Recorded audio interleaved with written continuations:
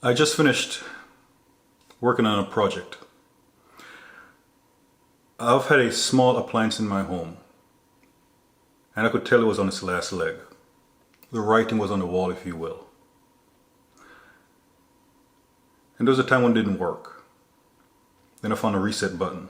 I was able to reset it. And then it worked. And then it failed again. And things kept on getting worse and worse.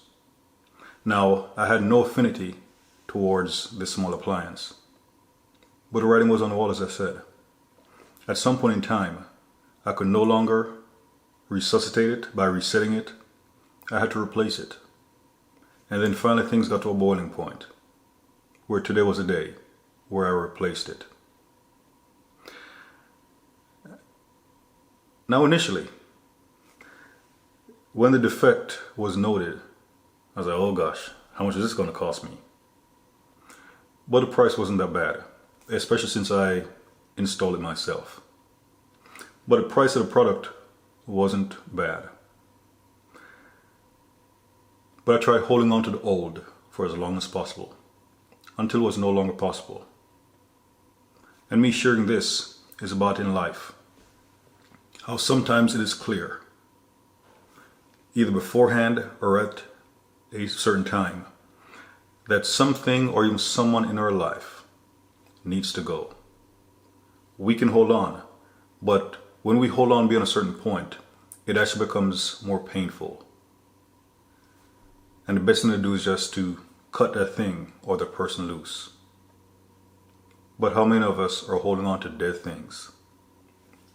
We'll use duct tape to try to tape it up. We'll do all kind of things trying to hold on to something. And even worse, we will try to hold on to things God has told us to let go of. In 1 Samuel 16, it came to a point where after rebuking King Saul for after a certain time, the Lord had rejected him as king, and Samuel was mourning over King Saul. And the Lord is like, how long will you mourn over him, seeing I have rejected him as king? And then the Lord went out to search for his replacement. And it took some time, not the search, but it took some time to eventually replace King Saul. But the moment the Lord said he has rejected Saul as king, it was time to replace him. And Saul's time was running out. And even Saul tried holding on. Even Saul tried to get his son Jonathan to rule in his stead. But it wasn't his choice. It was the Lord's choice regarding who was going to replace him. And the Lord replaced him with David. No matter how long King Saul held on, there came a point where he was not going to cross a line, and the Lord's replacement had to take his spot. And for some people, you are the one who needs to make the replacement. For others, you're the one who needs to be replaced. And I pray that whichever position you're in, that you will make the right decision. If you're someone who needs to be replaced, that you will not try to fight it. That you will not try to fight those who are doing what God wants to get done. Because ultimately, if you're resisting a person who the Lord is using, you are resisting God. So at some point in time, some things need to go. They have outlived their faithfulness, their service. And it's just simply time to move on. Then there's also this. Some people, they want to be missed. So they try to sabotage a person's future in an effort to get recalled, if you will, to get put back into position.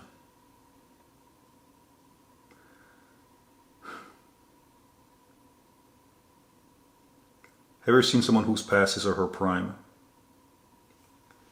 And I'm not talking about like Don Lemon and what he said about Nikki Haley, but I'm talking about someone who's past his or her physical prime. And in the person's mind, it's like things still work. Maybe it's like a sprinter. And if the person tries running 50 meters now, they'll pull a hamstring in a second. So at some point in time, it's just time to step away and make new or way for the new. As I'm saying that, I was reminded of John the Baptist. When they told him Jesus was baptizing people, even though it wasn't Jesus baptizing but his disciples, he said that he must increase and I must decrease, and but Jesus was before him. So he recognized that his time, his service to the Lord was over, and it was time to make way for someone else. In fact, someone even greater than him. And there's nothing being replaced by someone who's greater. Nothing. And I could keep on going on and extract different things from the simple fact that I had an appliance. And it's for about a year ago, where the first signs appeared that this thing was on its last leg. And I was able to make do with it for a while. But it came time where, despite its years of service, it had to go. It had to be replaced. Because now, or it was becoming more of a burden. It was becoming too much. And sometimes people are just holding on to the old, afraid to step into the new.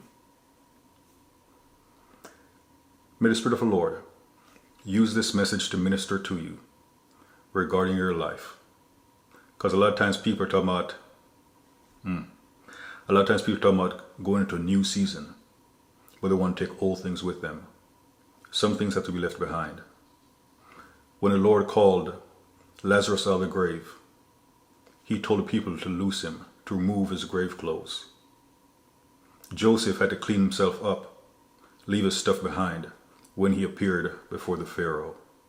The Lord Jesus Christ, when he raised from the dead, he left his burial clothes behind. Do not be afraid to leave things behind for what the Lord has in store for you. You may have heard if your hands are full, it's kind of hard to receive more. And the Lord may want you to leave things behind. Leave those things behind. And like Paul wrote to the Philippians about forgetting what's in the past and reaching forward. Jesus spoke about not pouring new wine into old wineskin or into old bottle. So if you truly want to move into the things of the Lord, be willing to let things go, despite their usefulness, despite their service, despite their faithfulness to you in times past. If they're not meant to go with you, in fact, they're going to only weigh you down. And what was an asset to you in the past may end up becoming a liability. So again, I pray the Lord uses this to minister to you in whichever way. Whether it's time for you to ride off into the sunset, meaning like into retirement, or if it's time for you to ride off into the sunset in another phase of your life, sometimes with something and or someone else. So God bless you. And Jesus the Christ, the one whom I love and serve, is Lord. At least one more thing. I was getting ready to process and upload this video, and this was brought to mind. I mentioned some do's and don'ts in the previous section, and I was reminded of this. Do not do this. Do not be like Adonijah, where he propped himself up to be king, even though he knew the Lord had selected Solomon, his brother, to be king when David passed away. And when he was replaced, if you will, he tried holding on to something that was never his. So it's one thing. If the Lord called you to a position, you served your time, you did your duty, and a job well done. Do not hold on when the Lord says let go. Likewise, if the Lord put you in a position to be in charge of someone, to mentor someone, do not hold on beyond the point after the Lord said let go. And worst of all, do not try to hold on to something the Lord never put you in a position to have. And when the Lord dealt with things, when he rendered his justice, do not try to usurp his authority by trying to hold on to something or someone that does not belong to you. In addition to Adonijah, there was also Joab. When it was time for him to go, he was holding on to the horn of the altar. And that's where he was executed. So again, do not hold on to something or someone, especially if that thing or person was never yours to begin with. Have the decency, like Phaltai, when Abner was taking Michal back to David, and Phaltai was trying to hold on to her, and he, meaning Abner, rebuked Phaltai. He walked away in tears, but at least he walked away. The tears will end. The pain will end. He could find someone else as his wife. But he knew better than to cross the line. He knew when and how to let go.